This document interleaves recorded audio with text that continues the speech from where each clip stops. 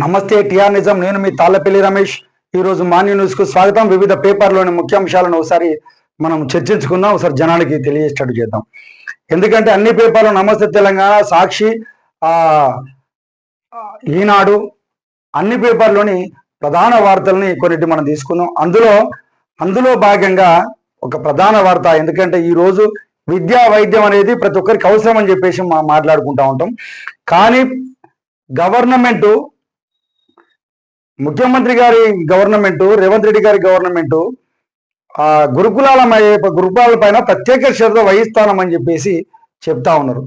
కానీ చాలా దిక్కులల్లా కొంచెం ఫుడ్ పాయిజన్ జరుగుతూ ఉన్నది, కొన్ని కాడ ఇబ్బందులకు గురవుతుందని చెప్పేసి సందర్భం ఉండే. దానికి సంబంధించిన విషయాన్ని నిన్న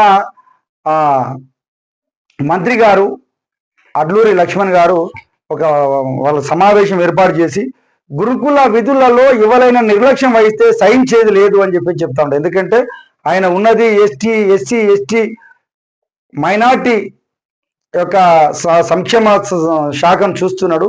ఆ సామాజిక వర్గానికి చెందిన వ్యక్తి కాబట్టి ఈ రోజు వాళ్ళకి న్యాయం జరుగుతుందని చెప్పేసి అనిపిస్తా ఉన్నది. ఎందుకంటే ఈ రోజు వాళ్ళకి ఏమైనా జరిగితే ఉపేక్షించేది లేదు.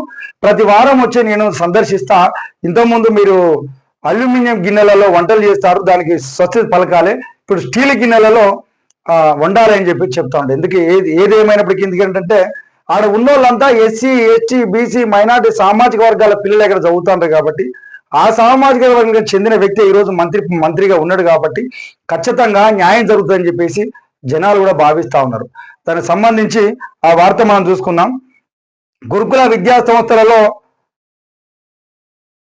పనిచేస్తున్న బోధన సిబ్బంది, బోధనేతర సిబ్బంది విధుల పట్ల నిర్లక్ష్యం వహించొద్దని ఎస్సీ ఎస్టీ మైనార్టీ వికలాంగుల సంక్షేమ శాఖ మంత్రి అడ్లూరి లక్ష్మణ్ కుమార్ గారు సూచించారు. ఆదివారం జూబ్లీ హిల్స్ లో మర్రి చెన్నారెడ్డి మానవరుల అభివృద్ధి సంస్థలో ఎస్సీ గురుకులాల సొసైటీ జోనల్ అధికారులు, ప్రిన్సిపాల్ గురుకుల విద్యా సంస్థలతో పర్యావరణ అవగాహన పెంపొందించేందుకు మిషన్ ప్రకృతి పేట ప్రత్యేక కార్యక్రమాన్ని ఏర్పాటు చేసిండు. ఆ సంస్థలో చేపట్టేందుకు మంత్రి సమక్షంలో ఎస్సీ గురుకులాల సొసైటీ కార్యదర్శి అలుగు వర్షిని సంబంధిత అధికారులు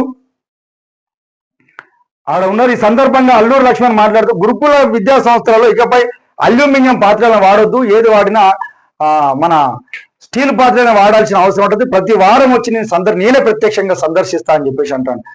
ఈ రోజైతే మంచి నిర్ణయం తీసుకున్నారన్న. మీరు నిర్ణయం తీసుకోవడం వల్ల వందల మంది, వేల మంది గురుకులలో చదివేటువంటి పిల్లలకు భరోసా దొరుకుతుందని చెప్పేసి అనిపిస్తా ఉన్నది. ఎందుకంటే మీరు ఆ సామాజిక వర్గాల నుంచి వచ్చిన వ్యక్తులు కాబట్టి ఖచ్చితంగా న్యాయం జరుగుతుందని చెప్పేసి అనుకుంటాను. మిమ్మల్ని ఆ వర్గానికి మంత్రిని చేసినందుకు మీరు ఈ బాధ్యతను 100% నెరవేరుస్తారని చెప్పేసి టిఆర్ నిజం నుంచి నమ్ముతాను. ఎందుకంటే ఆ పిల్లల యొక్క బాగోగులు ఖచ్చితంగా మీకు ఉన్నటువంటి దాంట్లో మీరు అక్కడ పోతారని చెప్పేది అయితే అప్రిషియేట్ ఉండేది. ఎందుకంటే ఈ రోజు మంత్రి పదవులు కొద్దిమంది అనుభవించే సందర్భాలలో ఏదో ఆఫీసర్నే ఇంటి దాకా పిలుచుకొని మాట్లాడే సందర్భాలు ఉంటాయి. కానీ మీరు ఈరోజు తీసుకున్న నిర్ణయం అయితే చాలా గొప్పదన్న. ఎందుకంటే మీరే ప్రత్యక్షంగా గురుకులాలను సందర్శిస్తా ఎవరైనా కూడా వాళ్ళ గురుకులాల్లో ఇబ్బందులు గురి చేస్తే మాత్రం సహించని చెప్పేసి అన్నదానికి మాత్రం మీకు అప్రిషియేట్ చేస్తాను అన్న. ఇది సూపర్. ఎందుకంటే గురుకులాల పిల్లలు చాలా మంది బలహీన వర్గాల పిల్లలు, ఎస్సీ ఎస్టీ సామాజిక వర్గాలకు చెందినటువంటి వాళ్ళు. అక్కడ చాలా దిక్కుల ఫుడ్ పాయిజన్ కూడా జరుగుతూ ఉంది. మీ యొక్క సారథ్యంలో వాళ్లకు న్యాయం జరుగుతుందని ఆశిస్తాను. మీరు ఖచ్చితంగా సందర్శించి ఆ సంబంధించిన దాన్ని ఎలాంటి ఇబ్బందులు లేకుండా చూడాలని చెప్పేసి అనుకుంటాను. ఇంకోటి ఏంటంటే చాలా గురుకులాలలో ఈ కోతుల బెడద కూడా ఉందన్న. దానిపైన కూడా మీరు శ్రద్ధ దృష్టి పెట్టి దాన్ని పర్యవేక్షించాలని చెప్పేసి టిఆర్ నిజం నుంచి మీకు చిన్న విన్నపాన్ని కూడా తెలియజేస్తాను.